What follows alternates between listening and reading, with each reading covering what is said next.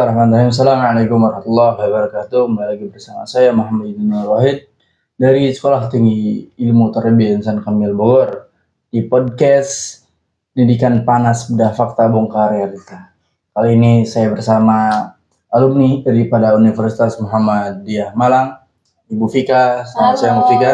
Ya, selamat siang. Nah, Bu Fika, di sini kita bedah fakta bukan basa-basi. Kita bongkar realita bukan retorika, karena pendidikan bukan hanya soal kurikulum, tapi soal siapa yang diam, siapa yang bicara, dan siapa yang bertanggung jawab. Nah, Bu Fika, di negeri ini, Bu Fika, sedang panas-panasnya. Ada yang bilang kurikulumnya berubah terus, gurunya kebingungan, muridnya kelelahan, dan orang tuanya kebanyakan tidak peduli dengan apa yang terjadi dalam pendidikan si murid itu. Banyak orang tua yang bukannya sibuk mengajarkan anaknya, mendidik anaknya, tapi banyak orang tua yang sibuk di grup WhatsApp tapi lupa hadir di meja belajar. Nah, hari ini kita nggak bakal bahas sistemnya dulu, Bu Fika, ya. Tapi kita bahas hal yang paling dekat, yaitu peran orang tua. Karena banyak anak gagal bukan karena sekolah salah arah, tapi karena rumahnya kehilangan arah.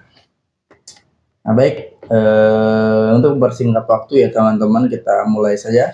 Saya mulai dari satu pertanyaan yang mungkin cukup menarik ya, Bu Fika. Nah, ini ada satu pertanyaan. Kalau anak gagal, siapa yang harus introspeksi terlebih dahulu? Guru, sekolah, atau orang tua? Oke, guru, sekolah, atau orang tua. Ya. Menurut saya, itu yang bagus, yang introspeksi terlebih dahulu itu orang tuanya. Karena pendidikan itu berawal dari orang tuanya. Jadi yang membentuk karakter siswa, perilakunya siswa juga, sopan santunnya itu dari orang tua. Ya. Jadi seperti itu. Jadi jawabannya mungkin ya orang tua yang bertanggung jawab penuh gitu ya. Betul. Ya, karena memang sebenarnya tidak sesimpel menunjuk jari mendidik itu kan. Ya, kita pendidikan juga kan butuh seperti segitiga. Ada guru, ada sekolah, dan juga orang tua. Kalau satu sisi lemah itu salah satu sisi itu lemah, maka hancur gitu semua. Nah, jadi pendidikan itu tidak akan terbentuk kecuali tiga komponen itu bersatu ya, kompak seperti itu ya. Bekerja sama. Gitu. Tapi kadang seringkali orang tua itu sudah merasa cukup gitu. Betul, hanya dengan merasa dengan dia membayar SPP atau menyekolahkan anaknya, itu mungkin sebuah kekeliruan mungkin ya. Jadi kebanyakan menyalahkan udah bayar. Yeah. Terus kalau udah bayar, ya anaknya harus sampai benar-benar bisa. Gimana, saya udah bayar mahal sekolahnya, tapi anaknya harus bisa, padahal kemampuan anaknya juga dilihat juga. Nah, Bu Fika, sekarang ada beberapa fakta yang ingin kita ungkap ya. Nah, hari ini mari kita bahas 3 fakta saja soal peran orang tua dalam pendidikan anak. Nah, fakta yang pertama itu ada orang tua menuntut tapi tidak terlibat. Banyak orang tua datang saat PDB tapi absen saat rapat wali murid. Ada juga yang anaknya itu protes, orang tuanya protes saat anaknya dihukum tapi lupa mendidik sikap anak sejak kecil. Nah, yang selanjutnya ada juga orang tua yang mungkin hanya sekedar antar jemput saja. Padahal kan pendidikan itu bukan sistem antar jemput, ya. Bukan pula sekedar bayar dan berharap hasil. Karena ini kan pendidikan, bukan mencari online. Nah, dari beberapa fakta tersebut, bagaimana tanggapan Bu Fika tentang fakta-fakta tersebut? Oke, Pak Jidan. Benar sekali sih, itu orang tua kebanyakan pengen anaknya langsung kayak bisa membaca. Contohnya nih, banyak sekarang setelah COVID ini terutama apalagi itu banyak siswa yang nggak bisa baca. Nah, itu orang tuanya tuh kayak gimana sih, gurunya bilang ke sekolah TK atau PAUD-nya, sekolah TK atau PAUD-nya itu nggak ngajarin anaknya baca, diajarin cuma mewarna doang gitu-gitu, bermain doang. Kan saya udah bayar mahal-mahal, kembali lagi ke bayar mahal-mahal tadi. Terus tapi pas PPDB mereka semangat nyariin sekolah favorit dan sebagainya.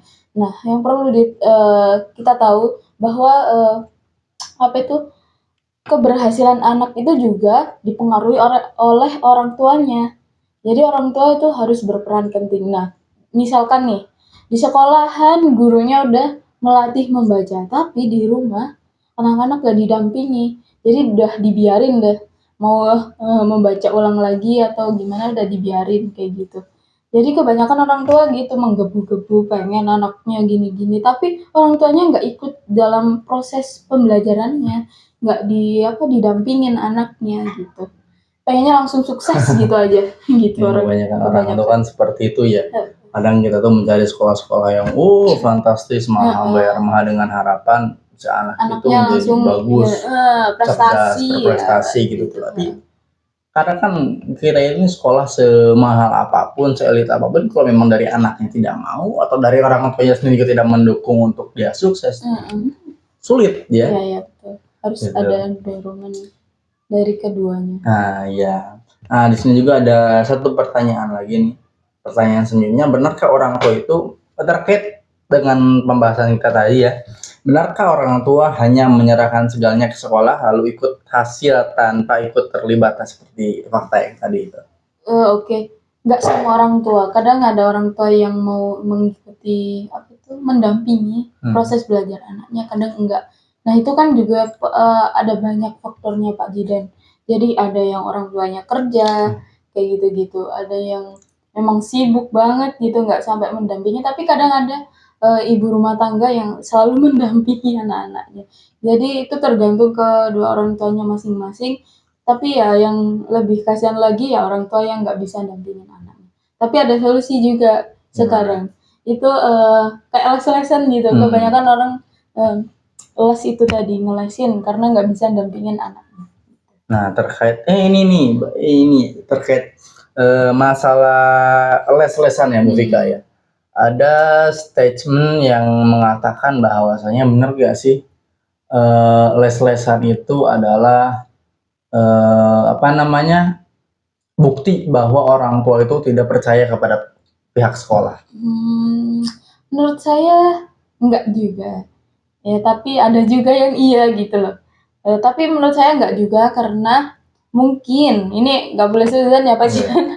Jadi orang tuanya itu tadi kerja itu tadi faktor utamanya kenapa anaknya dilesin. Tapi ya bagus, itu upaya orang tua kan mengeleskan anaknya. Tapi di samping itu les-lesan doang juga nggak cukup. Yang paling cukup atau paling dibutuhkan siswa atau peserta didik itu ya motivasi orang tuanya kepada anaknya, terus itu pendampingan terhadap anaknya gitu sih. Kayak maksudnya dekat dengan anak, anak itu kadang lebih nyambung sama orang tuanya, lebih nyaman gitu kalau belajar. Asalkan nggak belajarnya itu dibentak-bentak gitu, enggak ya gitu sih. Jadi ya intinya seperti apa tuh? Ya peran orang tua. Jadi kembali kepada peran orang tua. Itu sangat penting. Ya. Nah karena kita untuk bersingkat waktu ya Bu Vika ya, kita lanjut saja ke fakta yang selanjutnya, fakta yang terakhir ya. Gagalnya pendidikan di rumah sering dianggap masalah sekolah. Ya contohnya ada beberapa contoh di sini nih. Anak suka membuli, nah dibilangnya karena lingkungan sekolah. Tapi siapa yang pertama mengajarkan empati? Nah selanjutnya ada anak malas belajar. Katanya guru kurang menarik. Tapi siapa yang membiasakan anak dengan disiplin dan tanggung jawab sejak kecil? Nah, kalau karakter anak lemah, jangan buru-buru salahkan sistem, ya. Kadang kaca rumah yang perlu kita bersihkan terlebih dahulu. Jadi bagaimana menurut Bu Vika tentang statement bahwasanya gagalnya pendidikan di rumah itu sering dianggap sebagai masalah di sekolah? Oke. Masalah di sekolah doang, nggak hanya itu sih menurut saya, di rumah juga bisa mempengaruhi proses belajar anak tersebut juga. Jadi kayak maksudnya kan ada anak-anak yang broken home atau apa, itu juga atau masalah-masalah keluarga yang lain itu juga mempengaruhi konsentrasi siswa dalam belajar juga, gitu-gitu. Terus apalagi tadi Pak? Tadi ada contohnya kayak ada anak yang malas belajar ya, katanya yang bilang gurunya kurang menarik. Bagaimana menurut Bu Vika? Wah, guru kurang menarik ini kayak gimana Pak Jidan? Ya mungkin itu sebagai alasan ya mungkin ya. Karena anak malas belajar tentu beralasan gurunya kurang menarik lah atau tidak asik lah mungkin gurunya. Mungkin ya, itu kan metode. Jadi kalau kita sebagai guru juga harus memikirkan gimana sih siswa kita itu nyaman belajar dengan kita. Itu sebagai guru punya banyak metode dalam pembelajarannya. Nah itu sih mungkin ya tergantung siswanya masing-masing gitu. Karakter siswa kan berbeda-beda, terus guru juga karakternya juga berbeda-beda gitu. Tapi banyak sebagai guru itu menerapkan metode-metode belajar kayak yang seru-seru PJBL gitu-gitu. Nah nggak monoton metode ceramah pasti anak-anak itu bosan. Jadi harus banyak metode yang dipakai gitu kalau sebagai guru. Nah, Bu Vika kan juga setelah saya lihat biodatanya ya, mungkin Bu Vika juga setelah mengajar di beberapa sekolah dasar di Malang ya, juga Bu Vika juga turut membuka private les ya. Menurut Bu Vika sendiri bagaimana solusinya ketika ada anak-anak yang malas belajar? Malas belajar itu harus ada motivasi. Misal jangan motivasi itu bukan dikasih apa gitu, enggak. Anak kecil itu Pak rata-rata pengen dipuji doang. Mereka tuh kayak pengen diapresiasi kayak oke, bagus, pintar, good job gitu. Itu mereka udah seneng. Nggak harus dikasih kayak bingkisan apa, hadiah apa. Tapi sesekali perlu. Nggak tiap tapi harus dimotivasi tadi. Kalau misal adik rajin belajarnya atau mencapai sesuatu dalam pembelajarannya itu baru nggak apa-apa kita sebagai orang tua atau guru dikasih apresiasi itu tadi jajan entah apa kan gitu Pak, jadi biar semangat. Jadi hal itu juga bisa memotivasi anak untuk semangat belajar. Iya betul sekali. Terus jikalau untuk anak-anak yang mungkin suka membuli ya, itu bagaimana solusinya? Oke, itu kembali lagi tergantung orang tuanya. Itu harus dianalisis dulu Pak. Kalau anak yang suka membuli kenapa sih, sebagai guru dulu ya, kita analisis kenapa anaknya menjadi seorang pembuli. Orang tuanya juga harus ngelihat, nggak boleh menyalahkan. Kebanyakan orang tua itu ketika anaknya dibully itu langsung menyalahkan si pembulinya, padahal nggak tahu anaknya kayak gimana. Kita itu nggak boleh menghakimi sesuatu dulu. Itu kita harus melihat kenapa sih anak ini bisa jadi pembuli, pemarah gitu-gitu. Kita sebagai orang tua harus kita rubah nih, gimana cara mendidiknya gitu-gitu. Jadi kan masalah bully pembuli tadi, menurut Bu Vika bagaimana jika kan zaman sekarang apalagi banyak banyak orang tua yang mana tidak terima bahwa kalau anak itu dihukum oleh pihak sekolah. Nah itu juga sangat salah kaprah. Biarkan anak itu mengerti mana yang baik dan mana yang buruk. Tapi dalam hukumannya ini jangan yang berat. Jadi berilah hukuman yang mendidik. Orang tua atau guru itu harus memberikan hukuman kepada anak itu yang mendidik. Jangan kayak digepukin atau gimana. Enggak, mendidik itu bukan dengan kayak gitu. Mendidik anak itu harus halus Pak, harus pelan-pelan. Gimana caranya gitu, entah disuruh hafalan atau apa kan bisa yang lebih positif gitu sih. Tapi banyak juga kan anaknya yang mungkin di sekolahnya itu hanya dimarahi saja atau diberi nasihat saja, tapi ketika pulang ke rumah dia ngadu sama orang tua itu dia dibentak-bentak, dipukulin, dihukum, segala macam. Nah itu juga orang tua nggak boleh langsung emosi Pak, harusnya di cross check dulu ke gurunya. Sebagai orang tua juga nggak boleh langsung menyalahkan gurunya. Kita tanya, anak kita itu kenapa, emang benar omongannya kayak gini. Kadang anak kecil tuh suka melebih-lebihkan omongannya itu, pengen dikasih sayangin sama orang tua, hasil ngomongnya kayak gitu. Tapi ya kita harus sebagai orang tua menyadari juga sikap anak kita gimana. Terus harus dianalisis dulu ke gurunya, dipastiin oh ini bener nggak sih, terus apakah tadi diginiin sama bu guru atau gimana gitu. Nggak boleh langsung tiba-tiba menyalahkan guru. Nah, jadi intinya orang tua itu nggak boleh main asal mendengar dari satu pihak saja ya. Betul. Kita juga harus ini, karena kan yang namanya sekolah itu kan kita menyekolahkan anak itu untuk mendidik kan. Iya betul. Kalau misalkan kita tidak mau anak kita dididik oleh pihak sekolah, ya buat apa kita sekolahkan ya? Betul. Kadang saya kalau misalkan melihat berita-berita yang banyak sekali kan viral zaman sekarang kan, guru-guru jadi tertindas oleh siswanya sendiri.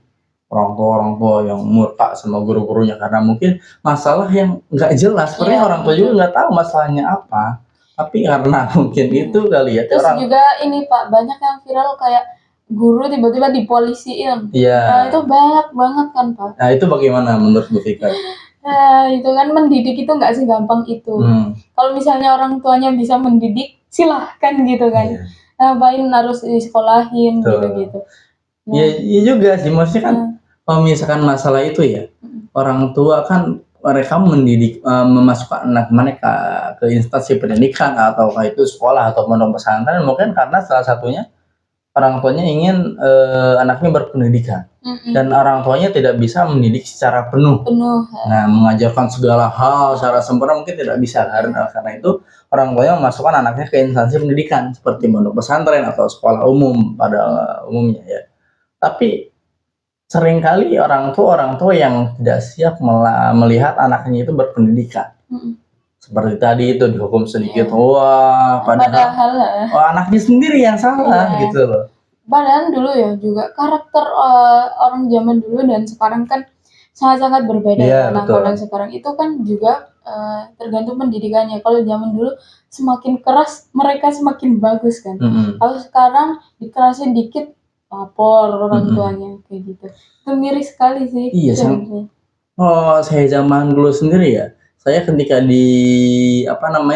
diserahkan kepada instansi pendidikan seperti pondok pesantren atau sekolah, sebelumnya itu orang tua saya itu sering bicara kepada pengurus atau guru-guru di sekolah. Ini kalau misalkan anak ini bandel, hajar aja katanya, cubit aja, hukum aja. Tapi zaman sekarang kan kebanyakan orang tua itu berbeda jauh dengan pendidikan kita dulu.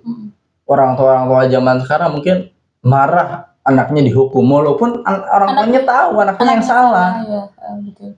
Atau lagi bagi mungkin ketidaksiapan ini kali ya, ketidaksiapan orang tua melihat anaknya berpendidikan gitu. Kalau misalnya seperti ini udah hancur kayaknya. Tidak, jadi anak tidak mempunyai karakter.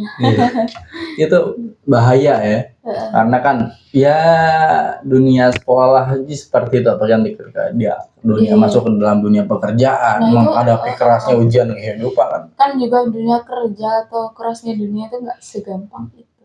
Jadi kalau anak-anak kebiasaan dimanja, apa pasti nanti generasi apa kalau sekarang sandwich. Iya, sandwich. Sandwich nggak tahu dah, pokoknya kayak gitu Pak. Iya, intinya itulah. Banyak letoy sekali kayak kerupuk kebasahan itu diomongin sedikit udah ciut, udah laporin polisi sana sini, aduh ini gimana. Misal dia juga banyak kan kasus-kasus kayak anak zaman sekarang ditegur karena kerjaannya nggak bener, terus mereka malah nggak kuat ngelaporin ke polisi, ya itu kayak gitu banyak. Itu yang harus kita perhatikan. Bagi kan kita ini ada program bahwa Indonesia emas kan ya katanya ya. Berarti kita harus perhatikan ini orang-orang seperti ini kalau misalkan menjamur ya bagaimana kita bisa mencapai Indonesia emas kalau seperti ini terus. SDM rendah. Iya betul. Aduh. Oke, teman-teman pendengar. Nah, kita semua bagian dari ekosistem pendidikan. Guru punya ruang kelas, sekolah punya sistem, tapi rumah punya pengaruh yang paling besar. Jadi inti ya dari apa yang kita bahas sekarang mungkin intinya orang tua itu sangat berpengaruh atas pendidikan anak.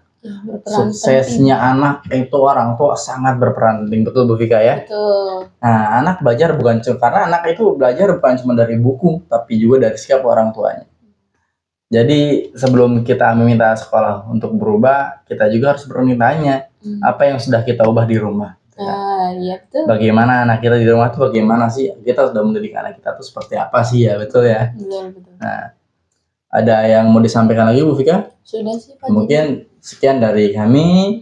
Sekian episode pertama Sekolah Fakta. Minggu depan insya Allah kita akan bedah topik yang berjudul apakah sistem pendidikan kita memang gagal atau memang tidak cocok untuk anak-anak zaman sekarang. Jangan lupa bedah fakta bukan realita, karena pendidikan bukan panggung tapi perjalanan yang butuh kesadaran. Sekian, saya Muhammad Nur Wahid dan dengan bintang tamu kita Bu Fika dari Universitas Muhammadiyah Malang. Pamit undur diri. Assalamualaikum warahmatullahi wabarakatuh.